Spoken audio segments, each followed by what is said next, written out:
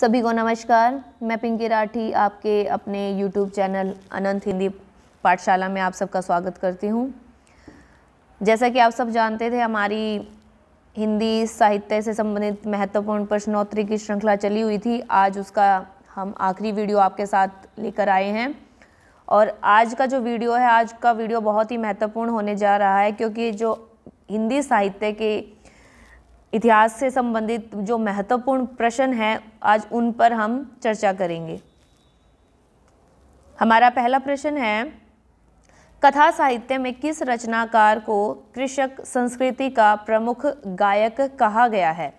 तो इसका जो सही उत्तर है वो होगा हमारा प्रेमचंद जी। इनको कृषक संस्कृति का प्रमुख गायक कहा गया है। जो इनकी गोदान हुई है, उपन्यास हुआ है, वो इनका काफ़ी चर्चित है। अगला प्रश्न है, हिंदी साहित्य में कौन सा रचनाकार द्वितीय भारतेंदु के नाम से विख्यात है? तो द्वितीय भारतेंदु के नाम से जो विख्यात हुए हैं हमारे रचनाकार, उनका नाम है प्रताप नारायण मिश्र। अगला प्रश्न है, सन 1873 में हिंदी नई चाल में ढली यह कथन किसका है? तो हिंदी नई चाल में ढली जो यह कथन है, ये है हमारा भारतेंदु हरिश्चंद्र जी का। अगला प्रश्न है, आधुनिक हिंदी में कौन सी विधा बोध कथा के रूप में जानी जाती है? तो इसका सही उत्तर होगा हमारा लघु कथा। अगला प्रश्न है, उनका गद्य मुर्दे में कफन फाड़कर उठ बैठने की शक्ति संचारित करता है, यह कथन किस रचनाकार के लिए कहा गया? तो यह कथन जो कहा गया, यह कहा गया है महादेवी वर्मा के लिए। अगला प्रश्न है, एकांतवासी योगी नाम से हर्मिट का अनुवाद किसने किया? तो इसका जो सही उत्तर है वो होगा हमारा श्रीधर पाठक। अगला प्रश्न है, हिंदी साहित्य में कलम का सिपाही किसे कहा गया? तो जो कलम का सिपाही कहा गया है वो कहा गया है प्रेमचंद जी को। अगला प्रश्न है, मुझको कहाँ ढूंढे बंदे मैं तो तेरे पास रे, यह किसकी पंक्ति है? तो यह जो पंक्ति है यह है हमारी कबीरदास जी की। मुझको कहाँ ढूंढे बंदे मैं तो तेरे पास रे। अगला प्रश्न है, बंगला का विकास किस भाषा से हुआ? तो जो बंगला का विकास है वो हुआ है हमारा मागधी भाषा से। अगला प्रश्न है, हिंदी की प्रथम रचना श्रावकाचार किसकी रचना है? तो श्रावकाचार जो रचना है वो है हमारी देवसेन की रचना। अगला प्रश्न है, यथार्थवाद में किस दृष्टि की प्रधानता है? तो जो इसका सही उत्तर होगा वो होगा हमारा वस्तु केंद्रित। अगला प्रश्न है, भूले बिसरे चित्र किस विधा की रचना है? तो भूले बिसरे चित्र जो है वो है हमारी उपन्यास विधा की रचना। अगला प्रश्न है, केशव कहीं न जाई का कहिए पंक्ति किस कवि की है? तो केशव कहीं न जाई का कहिए जो पंक्ति है ये है हमारी तुलसीदास की। अगला प्रश्न है, मुझे चांद चाहिए किस विधा की रचना है? तो जो मुझे चांद चाहिए ये है हमारी उपन्यास विधा की रचना। अगला प्रश्न है, प्रथम विश्व हिंदी सम्मेलन कहाँ आयोजित किया गया? जो प्रथम विश्व हिंदी सम्मेलन है वो आयोजित किया गया था नागपुर में। अगला प्रश्न है, इनमें से मार्क्सवाद आलोचक कौन है? तो जो इसका सही उत्तर है वो होगा हमारा रामविलास शर्मा। इसको मार्क्सवादी आलोचक माना जाता है। अगला प्रश्न है, वियोगी हरि का पूरा नाम क्या है? तो वियोगी हरि का जो पूरा नाम है, इनका पूरा नाम है श्री हरिहर प्रसाद द्विवेदी। अगला प्रश्न है, उक्ति व्यक्ति प्रकरण किसकी रचना है? तो उक्ति व्यक्ति प्रकरण जो रचना है वो है हमारी दामोदर शर्मा की रचना। अगला प्रश्न है, फंतासी का प्रयोग किस कवि ने सबसे अधिक किया है? तो इसका सही उत्तर होगा हमारा मुक्तिबोध। फैंटेसी की रचना जो है वो इन्होंने की है मुक्तिबोध ने।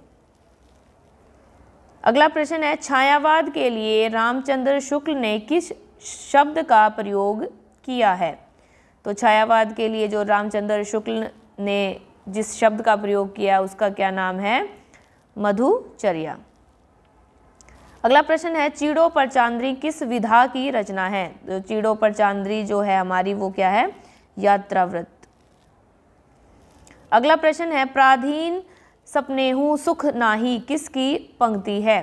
तो यह जो पंक्ति है यह हमारी तुलसीदास की। अगला प्रश्न है पूर्व ग्रह पत्रिका का प्रकाशन कहाँ से हुआ? जो पूर्व ग्रह जो पत्रिका है इनका जो प्रकाशन हुआ है वो हुआ है भोपाल से। अगला प्रश्न है कलम का सिपाही किसकी रचना है? तो कलम का सिपाही जो रचना है ये है अमृत लाल नागर की रचना है और यह रचना इन्होंने अपने जो पिता हुए हैं इनके प्रेमचंद जी उन पर ये लिखी है। अगला प्रश्न है हिंदी साहित्य में किस रचनाकार को 20वीं सदी में वैदिक युग का मॉडल कहा गया है? तो इसका जो सही उत्तर है वो होगा हमारा सियाराम शरण गुप्त। अगला प्रश्न है संस्कृति के 4 अध्याय पुस्तक का लेखक कौन है? तो संस्कृति के 4 अध्याय जो पुस्तक हैं उसके लेखक हुए हैं रामधारी सिंह दिनकर जी। अगला प्रश्न है बेढब बनारसी के नाम से विख्यात लेखक का वास्तविक नाम क्या है? तो इसका सही उत्तर होगा हमारा कृष्णदेव प्रसाद गौड़। अगला प्रश्न है किस रचनाकार को परतंत्र भारत का वास्तविक वैतालिक कहा गया है? तो इसका सही उत्तर होगा हमारा रामधारी सिंह दिनकर जी को कहा गया है परतंत्र भारत का वास्तविक वैतालिक। अगला प्रश्न है हिमालयन प्रवास किसकी रचना है? तो इसका जो सही उत्तर है वो होगा हमारा काका कालेलकर। अगला प्रश्न है प्रारंभ में प्रेमचंद किस नाम से रचनाएं लिखते थे? तो प्रारंभ में जो प्रेमचंद जी हैं वो नवाब राय के नाम से रचनाएं लिखते थे। अगला प्रश्न है किस कथाकार को हिंदी का शरद कहा गया है? तो इसका सही उत्तर होगा हमारा जैनेन्द्र कुमार। अगला प्रश्न है जैसे उड़ी जहाज को पंछी पुनी जहाज पे आवे यह पंक्ति किसकी है? तो यह जो पंक्ति है यह है हमारी सूरदास जी की। अगला प्रश्न है रामचंद्र शुक्ल ने किस रचनाकार को सच्चा स्वच्छंदतावादी का प्रवर्तक कहा है? तो इसका सही उत्तर होगा हमारा श्रीधर पाठक को। अगला प्रश्न है महावीर प्रसाद द्विवेदी द्वारा प्रयुक्त अस्थिरता तथा वेंकटेश्वर समाचार के संपादक लज्जाराम मेहता द्वारा प्रयुक्त शब्द को लेकर किसने विवाद चलाया? तो इसका जो सही उत्तर है वो होगा हमारा बालमुकुंद गुप्त।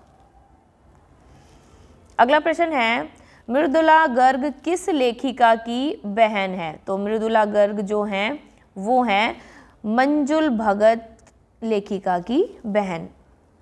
अगला प्रश्न है सन 1942 में भारत छोड़ो आंदोलन में सत्रस्त वातावरण में इनमें से किस साहित्यकार ने लोकायन नाम की एक व्यापक संस्कृति पीठ योजना बनाई? तो इसका सही उत्तर होगा हमारा सुमित्रानंदन पंत। अगला प्रश्न है मैं हिंदुस्तान की तूती हूँ, अगर तुम वास्तव में मुझसे कुछ पूछना चाहते हो तो हिंदवी में पूछो, यह कथन किसका है? तो यह जो कथन है यह कथन है अमीर खुसरो का।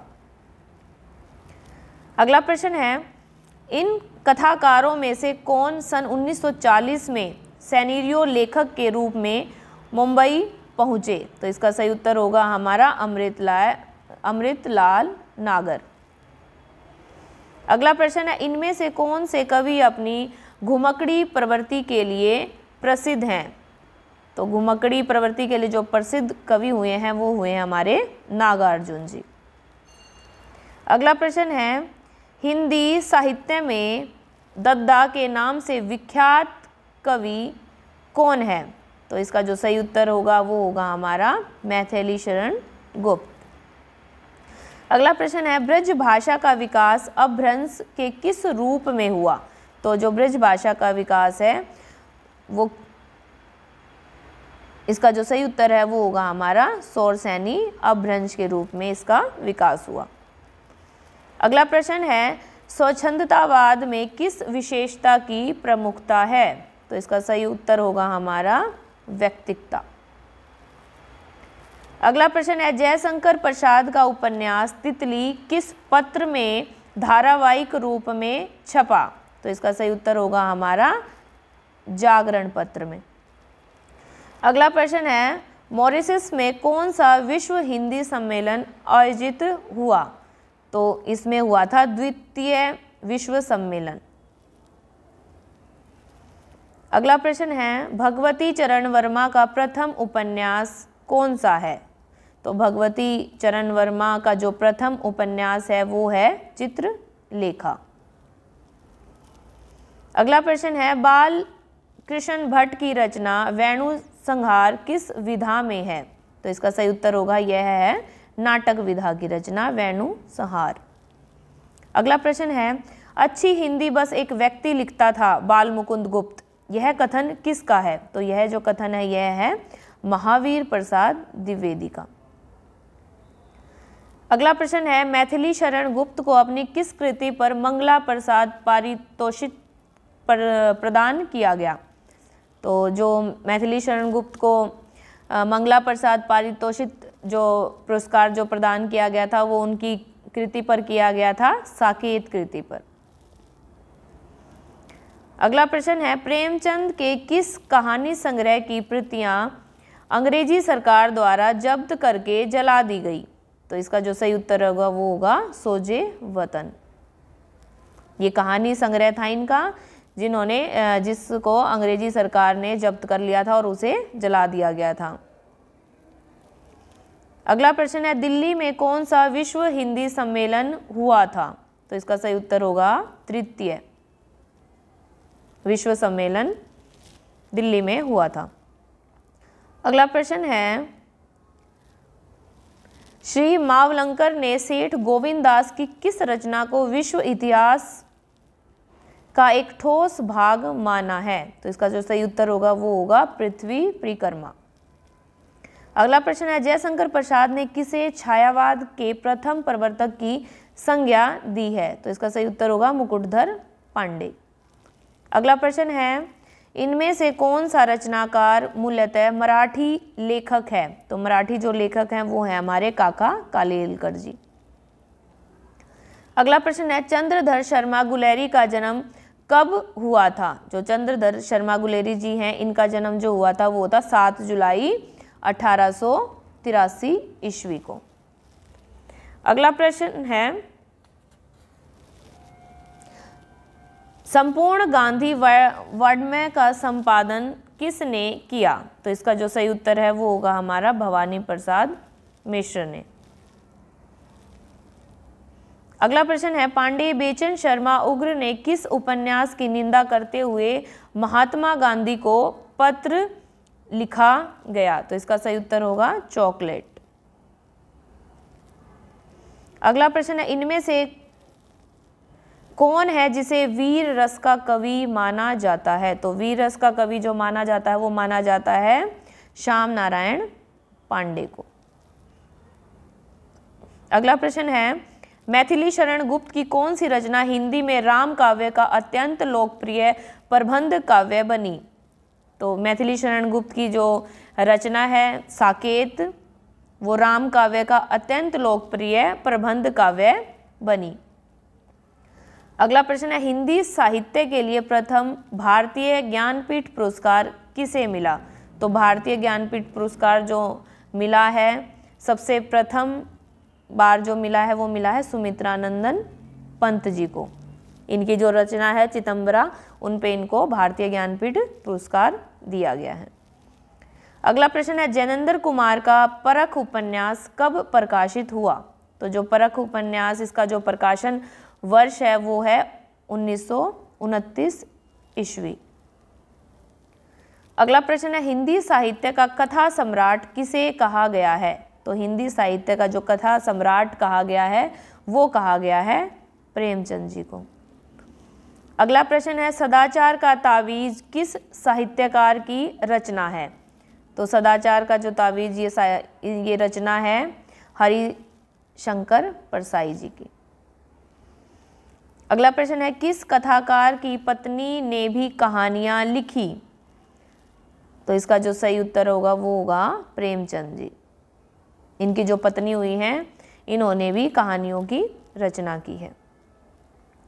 अगला प्रश्न है, सन 1862 में राजा लक्ष्मण सिंह ने संस्कृत की किस कृति का अनुवाद करके हिंदी प्रेमियों को आकर्षित किया? तो इसका सही उत्तर होगा हमारा अभिज्ञान शाकुंतलम। अगला प्रश्न है, चर्चित निबंध होली की ठिठोली का अप्रैल फूल किसने लिखा है? तो होली की ठिठोली का अप्रैल फूल जो लिखा है, इसके जो लेखक हुए हैं वो हुए हैं चंद्रधर शर्मा गुलेरी जी। अगला प्रश्न है, शुद्ध कविता की खोज किस प्रकार की पुस्तक है? तो इसका जो सही उत्तर होगा वो होगा हमारा यह एक आलोचनात्मक पुस्तक है। अगला प्रश्न है, हे प्रभु अन्नदाता ज्ञान हमको दीजिए प्रार्थना किसने लिखी है? तो इसका सही उत्तर होगा हमारा राम नरेश त्रिपाठी ने लिखी है। अगला प्रश्न है, महावीर प्रसाद द्विवेदी ने इनमें से किस रचना का अनुवाद नहीं किया? तो इसमें अनुवाद नहीं किया पूछ रखा है, तो इसका जो सही उत्तर है वो होगा हमारा मृण्मयी। अगला प्रश्न है, महादेवी वर्मा का जन्म कहाँ हुआ था? तो महादेवी वर्मा का जो जन्म हुआ था वो हुआ था फर्रुखाबाद में। अगला प्रश्न है, बरवे रामायण में कितने कांड हैं? तो बरवे नारायण में जो कुल कांड है उनकी संख्या है 7। अगला प्रश्न है, काका कालेलकर का पूरा नाम क्या है? तो काका कालेलकर का जो पूरा नाम है वो है दत्तात्रेय बालकृष्ण कालेलकर। अगला प्रश्न है, उपेंद्र नाथ अश्क का जन्म कहाँ हुआ था? तो अश्क जी का जो जन्म हुआ था वो हुआ था जालंधर में। अगला प्रश्न है, जिस नूतन काव्य धारा को मुकुटधर पांडे ने छायावाद कहा, आचार्य रामचंद्र शुक्ल ने उसे क्या नाम दिया? तो मुकुटधर पांडे ने जिसे छायावाद कहा था और शुक्ल ने उसी को क्या कहा है? उसी को क्या कहा है? स्वच्छंदतावाद। अगला प्रश्न है, भवानी प्रसाद मिश्र की पुस्तक कुछ नीति कुछ राजनीति में किस प्रकार की रचनाएं हैं? तो कुछ नीति और कुछ राजनीति में जो रचनाएं पाई जाती हैं वो पाई जाती हैं भाषणों का संग्रह। अगला प्रश्न है, जैनेंद्र कुमार का प्रारंभिक नाम क्या था? तो जैनेंद्र कुमार का जो प्रारंभिक नाम था वो था आनंदी लाल। अगला प्रश्न है, साहित्यकार देशभक्ति और राजनीति के पीछे चलने वाली सच्चाई ही नहीं बल्कि उसके आगे मशाल दिखाती हुई चलने वाली सच्चाई है, यह धारणा किसकी है? तो यह जो धारणा है ये है प्रेमचंद जी की। अगला प्रश्न है, पांडे बेचन शर्मा उग्र ने किस नाम से आज में राष्ट्रीय कहानियां लिखी? तो इसका सही उत्तर होगा अष्टावर्क। अगला प्रश्न है, द्विवेदी जी पंडित हैं पर ठूठ पंडित नहीं, सरस और गतिशील पंडित हैं, यह कथन किसके लिए कहा गया है? तो यह जो कथन कहा गया है यह कहा गया है हजारी प्रसाद द्विवेदी के लिए कि द्विवेदी जी पंडित हैं पर ठूठ पंडित नहीं, सरस और गतिशील पंडित हैं। अगला प्रश्न है, काबा और करबला किसकी रचना है? तो काबा और जो करबला रचना है ये रचना है हमारी मैथिली शरण गुप्त जी की। मधुशाला किस विधा की रचना है? तो मधुशाला जो है हमारी वो किस विधा की रचना है? वो है हमारी कविता विधा की रचना। तीसरी कसम फिल्म की कहानी इनमें से किस लेखक ने लिखी थी? तो इसका सही उत्तर होगा फणीश्वर नाथ रेणु। हिंदी साहित्य सर्जन में किस साहित्यकार को भैया साहब कहा जाता है? तो इसका सही उत्तर होगा हमारा श्री नारायण चतुर्वेदी। अगला प्रश्न है, हाथी की फांसी कहानी किसने लिखी? तो हाथी की फांसी जो कहानी है उसके रचनाकार हुए हैं गणेश शंकर विद्यार्थी। अगला प्रश्न है, अश्लील साहित्य के विरुद्ध घासलेटी साहित्य विरोधी आंदोलन किसने चलाया? तो इसका जो सही उत्तर है वो चलाया था हमारा बनारसी दास चतुर्वेदी ने।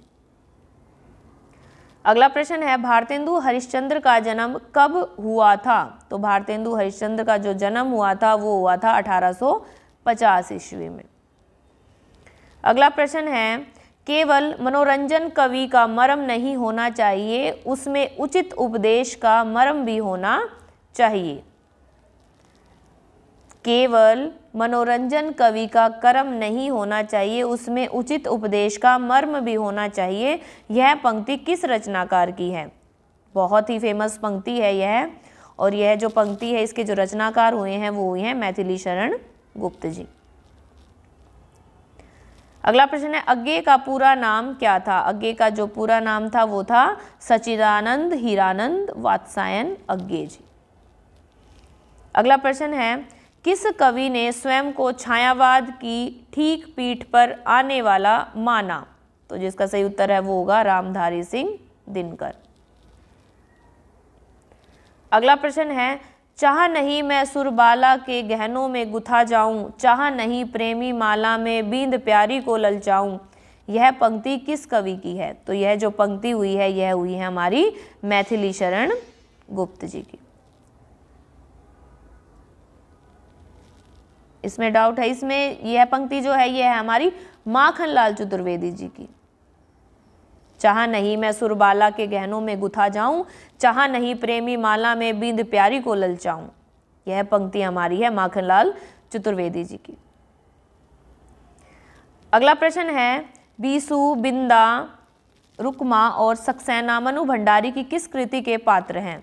तो इसका जो सही उत्तर है वो है हमारा महाभोज, जो इनकी रचना हुई है उनके ये पात्र हैं बीसू, बिंदा, रुक्मा और सक्सेना।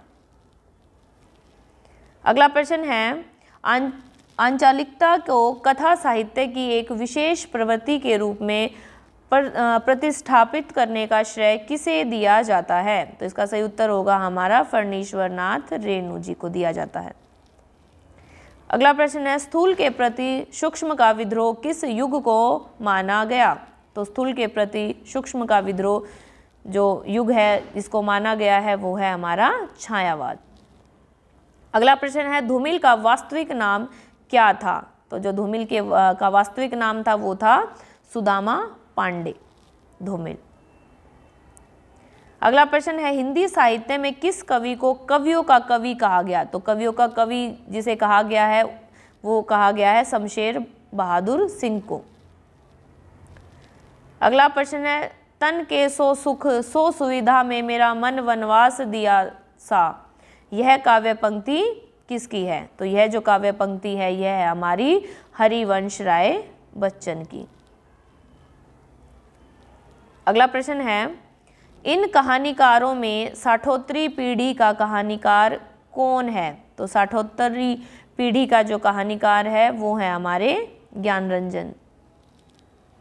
अगला प्रश्न है, इन कवियों में से कौन से कवि दिनमान के संपादक हैं? जो दिनमान पत्रिका है इसके जो संपादक हैं, तो इनके जो संपादक हुए हैं वो हुए हमारे रघुवीर सहाय जी। अगला प्रश्न है, इनमें से किस उपन्यास को पूरा करने से पूर्व प्रेमचंद का निधन हो गया?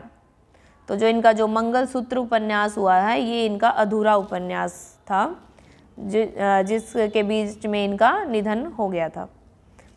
अगला प्रश्न है, मणि कौल की फिल्म सतह से उठता आदमी इनमें से किस कवि पर बनी है? तो इसका सही उत्तर जो है वो होगा हमारा मुक्तिबोध। अगला प्रश्न है, प्रगतिशील आंदोलन के सबसे सशक्त व्यंग्यकार कौन है? तो इसका सही उत्तर होगा हमारा हरिशंकर परसाई। अगला प्रश्न है, कवि वचन सुधा में प्रकाशित यह प्रतिज्ञा पत्र हम लोग आज के दिन से कोई विलायती कपड़ा न पहनेंगे किस रचनाकार का है? तो इसका जो सही उत्तर है वो होगा हमारा भारतेंदु हरिश्चंद्र जी। कवि वचन सुधा इनकी पत्रिका हुई है। अगला प्रश्न है, राखी की चुनौती कविता किस रचनाकार की है? तो राखी की चुनौती जो कविता है उसके जो रचनाकार हुए हैं वो हैं सुभद्रा कुमारी चौहान की है कविता है। अगला प्रश्न है, ठुमरी कहानी संग्रह के लेखक कौन है? तो ठुमरी कहानी संग्रह के जो लेखक हैं वो हैं फणीश्वर नाथ रेणु। अगला प्रश्न है, कौशल केसरी की संज्ञा से किस नाटककार को विभूषित किया गया है? तो कौशल केसरी की जो कहा गया है जिस नाटककार को, उनका नाम है सेठ गोविंददास। अगला प्रश्न है, इनमें से किस निबंधकार ने नव भारत टाइम्स का संपादन किया? तो नव भारत टाइम्स का जो संपादन किया है वो किया है विद्यानिवास मिश्र ने। अगला प्रश्न है, साप्ताहिक हिंदुस्तान के चर्चित स्तंभ नेताजी कहिन का लेखक कौन है? तो नेताजी कहिन के जो लेखक हैं वो हैं हमारे मनोहर श्याम जोशी जी। अगला प्रश्न है, पाश्चात्य काव्यशास्त्र में नाटक के कितने तत्व माने जाते हैं? तो पाश्चात्य नाट्य काव्यशास्त्र में जो नाटक के हैं वो कुल 6 तत्व माने जाते हैं। अगला प्रश्न है, कल सुनना मुझे कविता संग्रह किसका है? तो कल सुनना मुझे जो कविता संग्रह है वो है हमारा धूमिल का।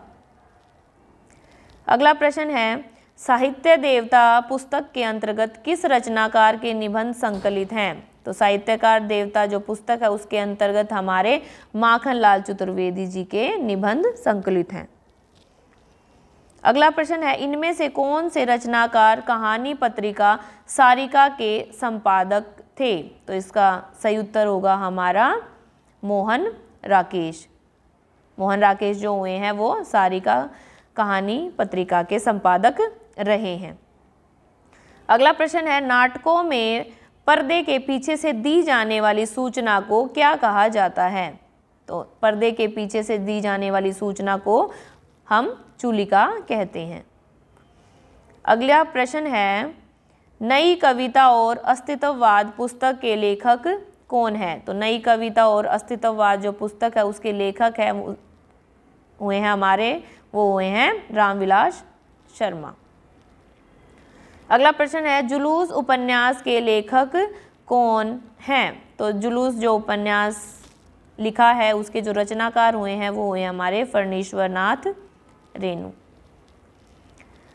अगला प्रश्न है, हिंदी का वॉल्टर स्कॉट किस साहित्यकार को कहा जाता है? तो इसका सही उत्तर होगा हमारा वृंदावन लाल वर्मा। अगला प्रश्न है, सन 1997 में निराला की जन्मशती कहाँ मनाई गई?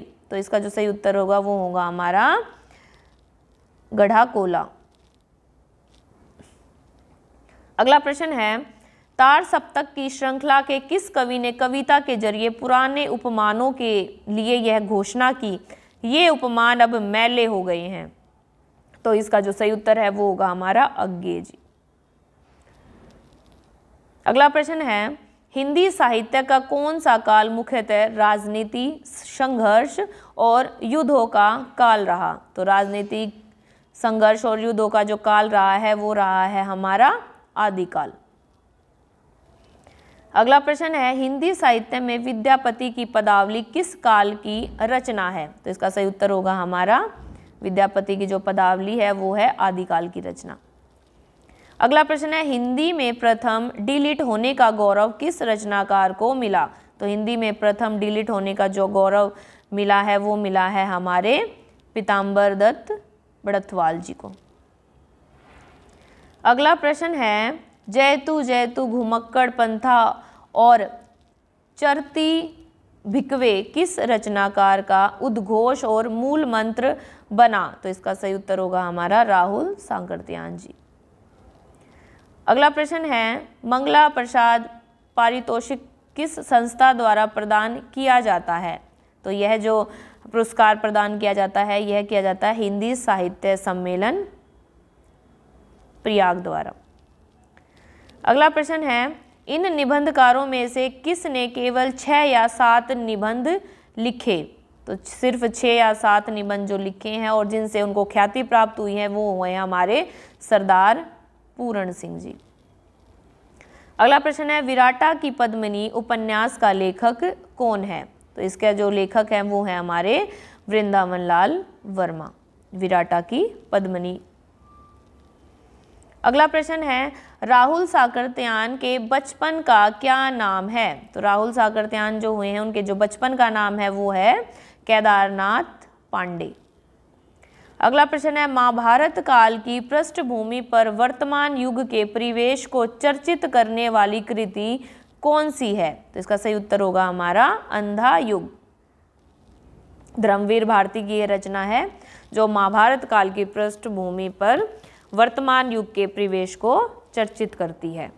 अगला प्रश्न है, जंजीरें और दीवारें पुस्तक का रचनाकार कौन है? तो जंजीरें और दीवारें जो पुस्तक है उसके जो रचनाकार हैं वो है हमारे रामवृक्ष बेनीपुरी जी। ये थी हमारी 1000 प्रश्नों की श्रृंखला जो आज संपन्न हुई है, और आशा करती हूँ कि ये आपके पेपर में काफ़ी आपको हेल्प करेगी, महत्वपूर्ण होंगे सभी प्रश्न। और जो मेरे पिछले इसके वीडियो हैं और श्रृंखला है पार्ट वाइज हैं वो आप मेरे चैनल पे आप देख सकते हैं, और आगे की हम अपनी वीडियो जारी रखेंगे। और आज वीडियो पर लास्ट तक बने रहने के लिए आप सभी का धन्यवाद। मिलते हैं नेक्स्ट वीडियो में।